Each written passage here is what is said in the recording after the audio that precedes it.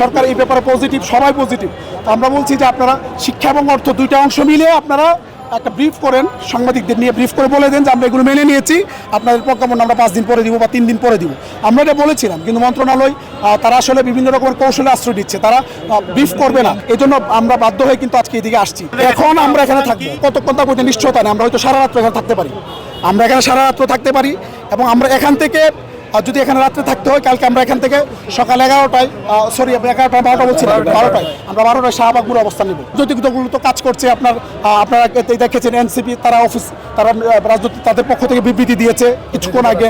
হাসান আবদুল্লাহ সেও বিবৃতি দিয়েছে, জামাতের নেতৃবৃন্দ এসেছিলেন, নায়েবে আমির উনি এসে বক্তব্য দিয়েছেন, চরমোনায়ের যারা ইসলামী আন্দোলনে এসেছিলেন, মাহমুদুর রহমান মান্না ভাই এসেছিলেন, ডাকসুর নেতৃবৃন্দ এসেছেন, বিশ্ববিদ্যালয়ের শিক্ষার্থীরা আসছেন, বিভিন্ন সামাজিক সাংস্কৃতিক সংগঠনগুলো। এক কথায় বলতে গেলে বাংলাদেশের সকল সামাজিক সাংস্কৃতিক সকল রাজনৈতিক সংগঠন ইতিমধ্যে প্রায় ঐক্যমত পোষণ করেছে।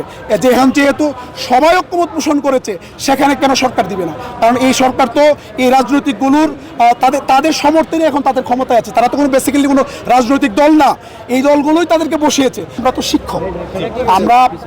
শিক্ষক, আমরা তো আসলে রাজনৈতিক দলের মতো, শ্রমিক দলের মতো বা অন্যান্য যে পেশাজীবী সংগঠনের মতো আসলে মারামারি আমরা করা উচিত না, বা এটা আমরা পছন্দ করি না।